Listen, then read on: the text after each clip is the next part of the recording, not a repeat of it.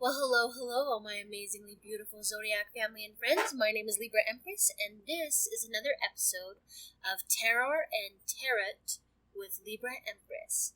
Today, we are going to be watching 3 TikTok horror stories animated by IMR Scary Tales. Without further ado, let's get started.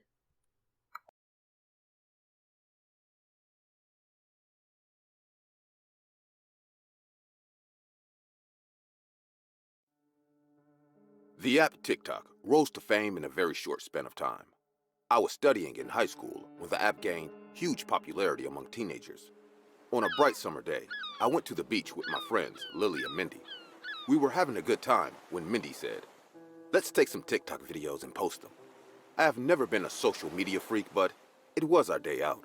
Before I could say any more, I saw Lily and Mindy making videos on TikTok.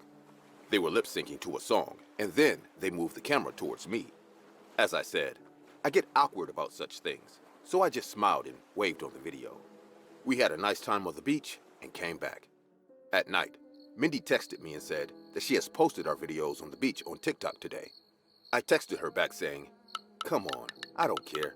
I'm just glad we all had a nice time." That ended on a perfect note. The next day when I reached school, I saw Lily and Mindy standing in the hallway and laughing out loud. I joined them too. Lily said in an excited voice, "Our videos are getting a lot of views. You know what?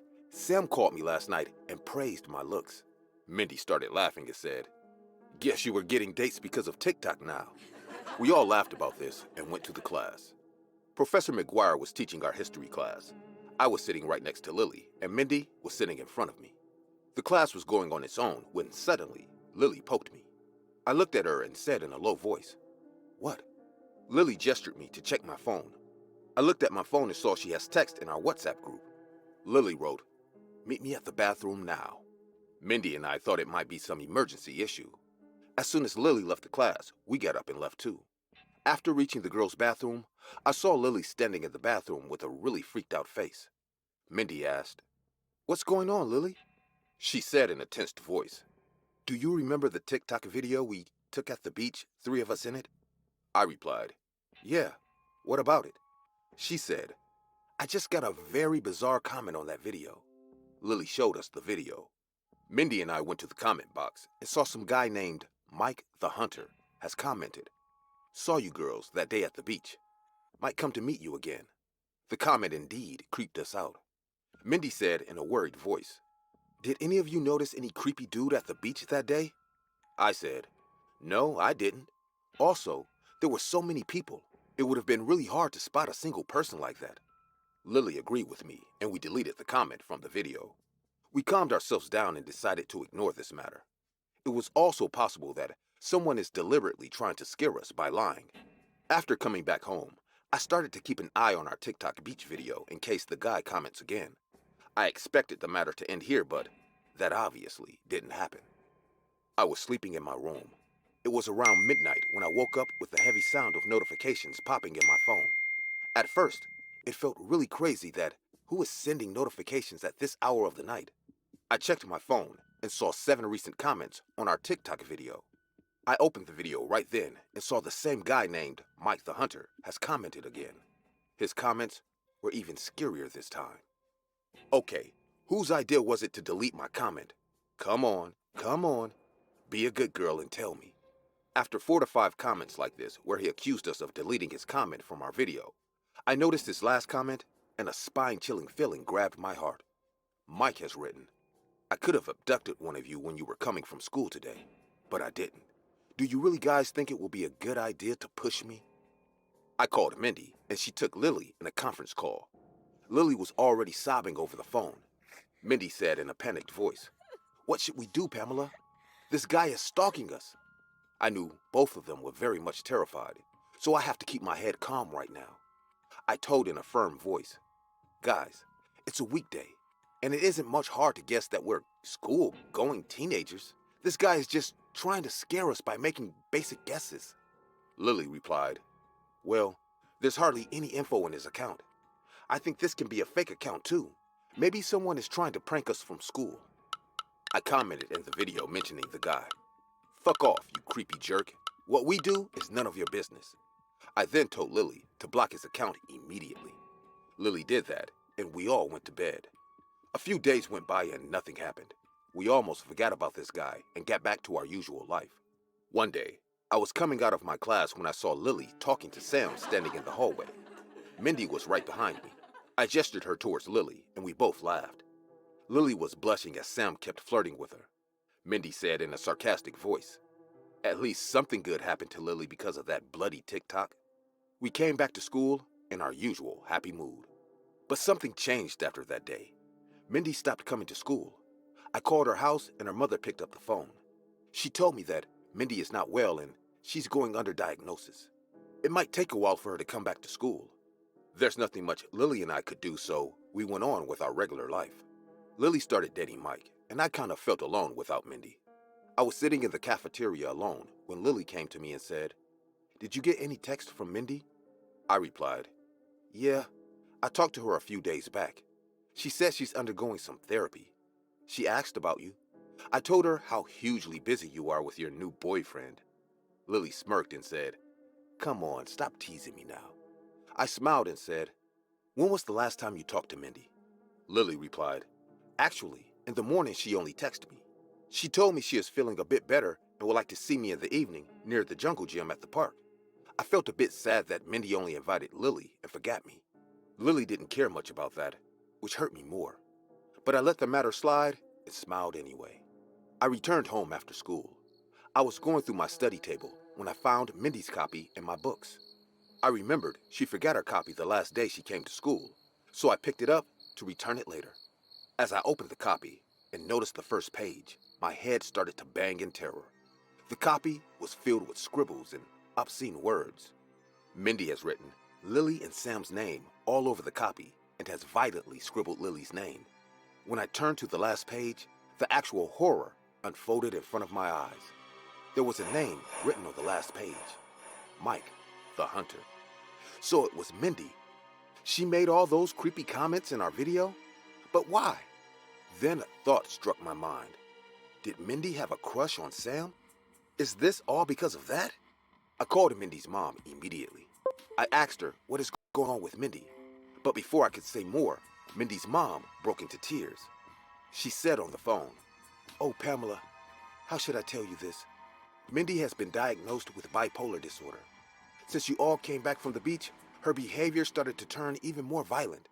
She would lock herself in the room all day and scream and break things. We have sent her to the mental institution nearby. I don't know what more to do." A terrifying realization came to my mind. Mindy has told Lily to meet her at 7 p.m. in the park. Without wasting any more time, I told Mindy's mom, "Miss Smith, I want you to call the mental institution right now and tell them to keep a strict eye on Mindy." She wanted to ask me why, but I just told her to do this immediately. After disconnecting the phone with Mindy's mom, I started to call Lily, but her call was going straight to her voicemail. I started to grab my things to leave for the park. On my way to the park, Mindy's mom called me again and gave me the shocking news, which I was expecting somehow. She said that Mindy has escaped from the institution. The hospital staff has said that she was being extremely violent the entire day. I told her how Mindy is trying to harm Lily over her obsession with a guy at school. I also told her to call the cops and meet us at the park where Mindy is going to meet Lily. It took me 5 minutes more to reach the park. As soon as I got near the jungle gym, I saw the scariest sight of my life. Lily was lying on the ground, and Mindy was choking her to death. This is not the Mindy I used to know. Her face was filled with scratches of nails. Her hair was all messed up. Her eyes were extremely wide and full of hate and anger. I screamed at the top of my lungs, "Mindy, that is your friend Lily. What are you doing?" Mindy looked at me and said in a deep, dark voice, "Who's Mindy? I have murdered your friend Mindy already. Now, I'm going to finish this skinny bitch too. And after that, it will be your turn." Then she started to laugh with her evil-looking face. By this time, Lily grabbed sand from the ground and threw it into Mindy's eyes. Mindy started to scream, holding her eyes, and I helped Lily to get up. The cops and Mindy's parents had already reached the spot. They all grabbed Mindy and took her away. I don't know where she is now. I have left the town long back. Lily and Sam are married now and living happily in New York. I myself am someone's wife too. Mindy's family kept no contact with us. They disappeared without letting anyone know about them after that incident. But Mindy, if you are in good shape and watching this, please get back to us. We still miss our old friend. Hi, my name is Cindy. I recently got out of therapy. Something happened a few months back that made my life miserable. I can't hardly sleep, eat, or do any normal thing. No matter where I go, a sense of fear always stood at the back of my neck. I stay in Canada. The locality where I live has a huge park at 5 to 7 minutes distance from my house. People often went there for morning workouts or calm evening walk. Similarly, when I felt stressed due to work or any other reason, I made a habit of going to that park for a walk. Due to its huge area, one could enjoy a peaceful time in the park easily.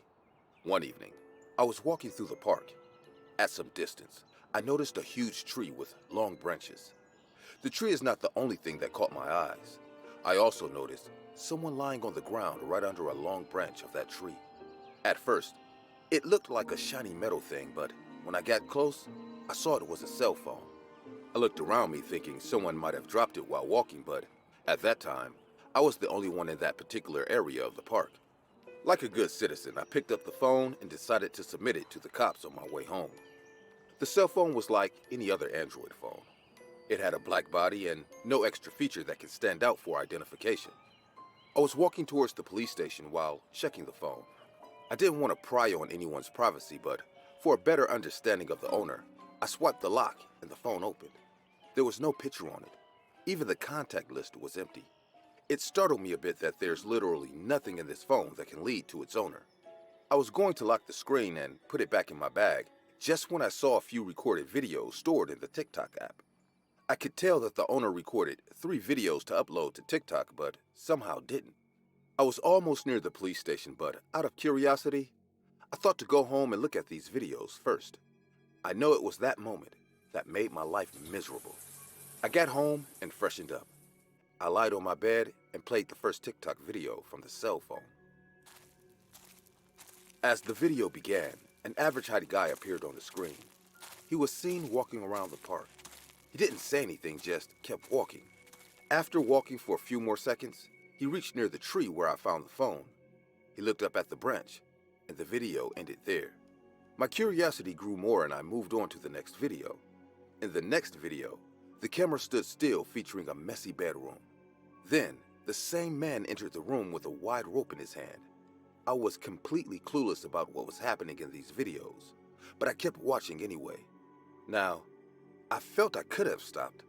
At the end of the second video, the man looked at the camera and said, "Whoever is watching this, I will find you." And the video ended. Things started to feel very creepy now. I could tell that that man was on drugs or something because his behavior didn't appear normal to me. I lied on my bed blankly. I thought for a few seconds, should I play the last video or not? But then, I did. The last video started on the park again. It was dark all around and the video was recorded in night mode. The cell phone was kept on something, maybe a rock or a piece of wood lying on the ground. It captured the tree branch and the starry sky above it. There was no sign of the man when suddenly, a rope was thrown on the tree branch. I realized that the guy was tying the wide rope on the branch. At first, it took me a few seconds to understand what he was up to, but when I did, my stomach dropped. He tied the rope into a noose. Then he looked at the camera again and smiled in a very bizarre way. I could hear him climbing on the tree after that. My heart started to race like a horse. I thought to myself, is he really going to commit suicide? But before I could hold that thought, a loud sound of a neck snapping took place, and I saw the man's foot dangling in the air. I screamed and threw the phone away. I sat on the bed for at least 5 to 10 minutes thinking about what just happened. What did I just witness? After some time, I got my shit together and picked up the cell phone. My hands were still shaking. I kept the phone inside my bag and decided to go to the cops first thing in the morning. I got highly disturbed after watching these videos. Somehow, I went to the kitchen and started making dinner. I was making fries when, suddenly, I felt someone was standing behind me and watching me.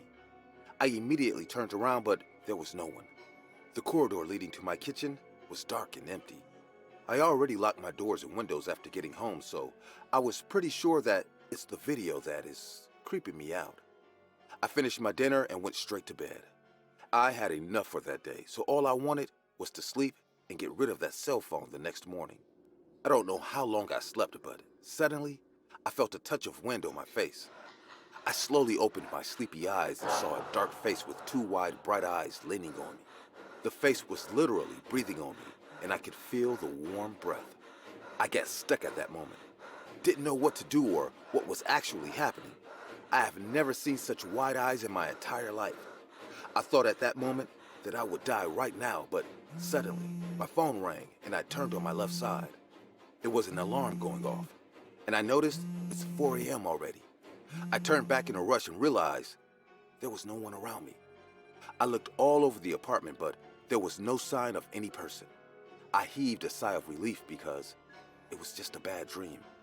I blamed myself for bringing that cell phone home and watching those bizarre videos. I couldn't sleep anymore. I waited till morning. I kept drinking black coffee just to keep me awake. There was no way I was falling asleep while that cell phone is still in my house. Around 10 a.m., I got ready and went to the police station. 2 cops were sitting inside. Seeing me in such early hours surprised them a little. One cop said, "Yes, ma'am, how can we help you?" I handed him the cell phone and said, "Please take it. I found it in the park and I know I shouldn't have, but I did go through it and it has made my life a living hell. I was fumbling and panting in fear. The other cop gave me a glass of water and said, "Ma'am, please sit down. Take a deep breath and tell us what happened." I did what he said and calmed myself down. Then I explained the entire scenario of how a man has recorded his suicide in the form of TikTok videos on this cell phone. I told them that I found this phone under the same tree where he committed suicide. The cops exchanged surprised looks among each other, and then one of them took the phone and started to check it. The other cop went through the computer on his desk and said, "But ma'am, there are no reports of suicide happening in that park so far." I was surprised to hear it, but didn't say anything. I was feeling utterly disturbed by all that happened. The cops kept asking me more questions about when I found that phone, etc., while the other one kept searching the phone. After a while, I got up and said, "I just want to go home now. I had enough. Can't take this anymore." The cop who was asking me questions replied, "Yes, I can understand the impact of such a weird incident. Don't worry, you will be fine." I was ready to leave, just when the other cop who was checking the phone all this time got up and said, "Stop." I got shocked and said, "What happened?" The cop had a worried face. He asked in a hesitant voice, "Ma'am, you said when you found this phone, it had only 3 pre-recorded TikTok videos and nothing else, right?" I replied with a confused face, "Yes, like I said, the guy who recorded those videos maybe to upload later on TikTok, but why do you ask?" The cop didn't answer my question and showed the phone to the other cop. Both of their faces got filled with worries, and I said, "Can you please tell me what's going on?" The cop replied, "Ma'am, I think we should come with you and check on your house." I was completely shocked by hearing this. Why do they need to check my house? But before I could say something, they asked me, "Do you live alone?" I replied, "Yes, I do, but officer, why are you asking me such weird questions? What does me staying alone have anything to do with this cell phone?" The cop then showed the phone to me. Along with the videos, there was also a photograph on that phone. The photo was taken last night at my own house. In that photo, I was sleeping like a dead cat. I stay alone. I was all by myself in the house last night. Then who the hell took my picture? I have changed my house, even though the cops searched it back then. I attended therapy because something deep down in my heart keeps telling me that dark face with wide eyes wasn't just a dream I had that night.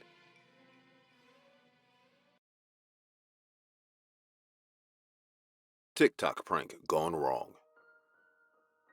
This happened during my holiday at my grandmother's house. After my mom died, my grandma raised me. I eventually moved out and started a life of my own, but I still remained in touch with her. I was pretty excited to visit her after a really long time. I took my friends Marco and Tim with me. On our way, Marco said, "So, how is the area where your grandma stays?" I replied, "Well, she lives down the countryside. There's a dense forest near that area. It is quite famous amongst the local people." Tim asked in a curious tone, "What is so special about that forest?" I smirked and replied, "Well, there's a waterfall inside that forest." Marco said, "That's nothing special. There are numerous waterfalls in this world." I laughed and said, "That's quite true, but this waterfall is unique on its own. There's many stories regarding it. Grandma will tell you when we get there." We got onto the refreshing country road. The cool air calmed us, and we drove our stress away. After 3 hours of drive, when we reached Grandma's house, we saw the sun was setting behind the trees. As I honked the horn, Grandma opened the door and came to greet us. I was excited and happy to see her for a long time. I hugged her and said, "Oh, Granny, I missed you so much." She caressed my hair and said, "I missed you too, my dear. Come on, let's get inside. You boys must be hungry." The house was still the same way I left it.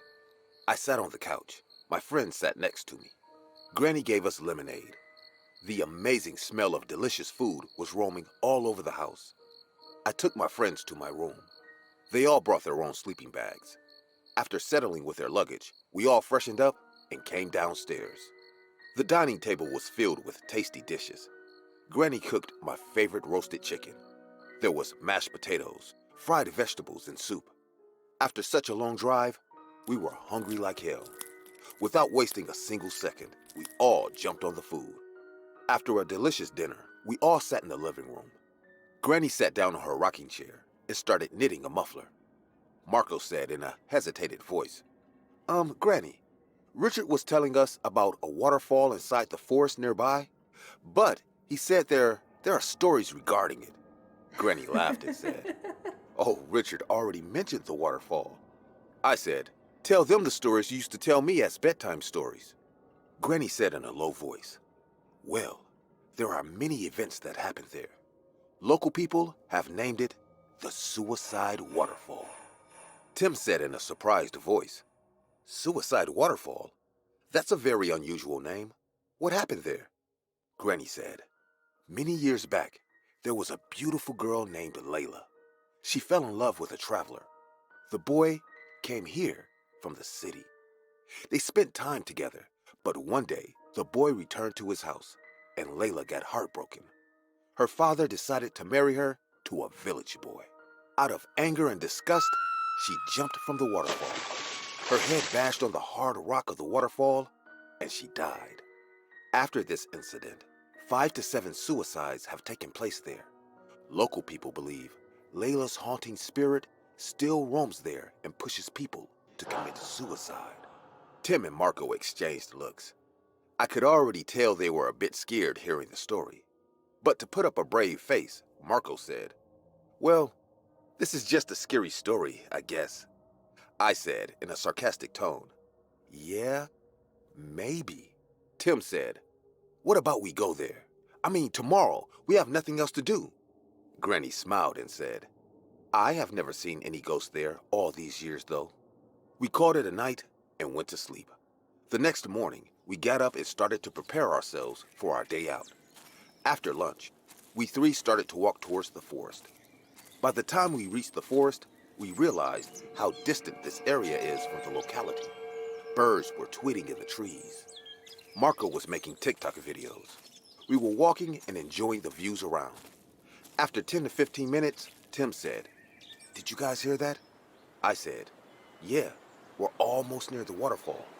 When we reached the waterfall, our eyes were amazed with joy. The waterfall was beautiful.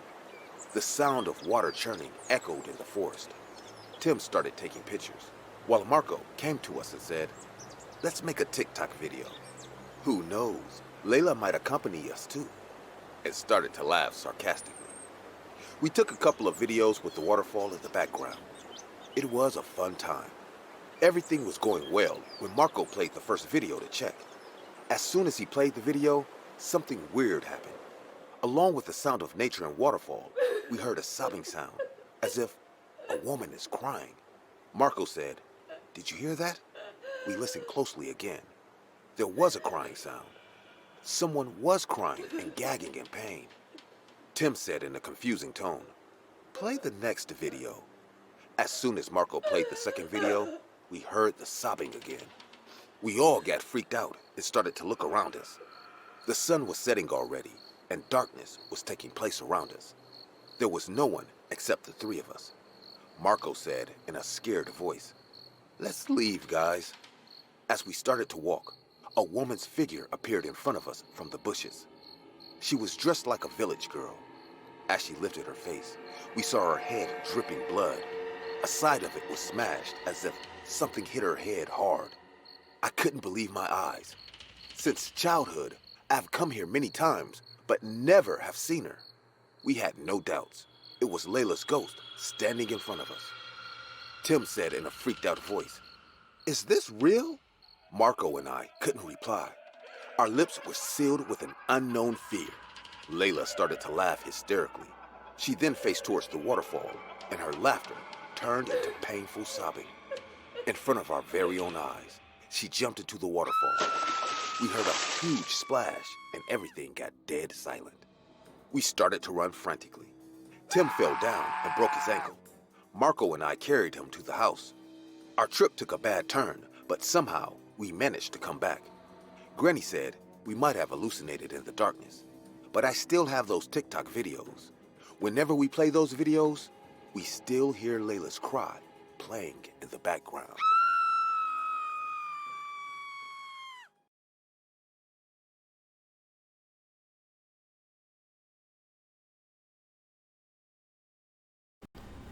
Well, that was very interesting. That was 3 TikTok horror animated stories by IMR Scary Tales, or Scary Animations. They're pretty damn good. I love their stories. So we are going to be doing the dead spread.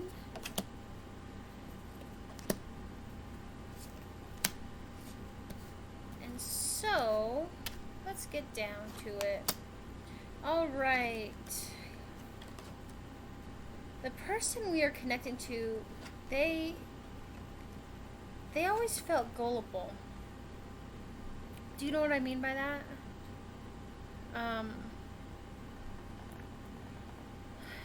Gullible. As if anything told to them, they were believable. You know, they believed it.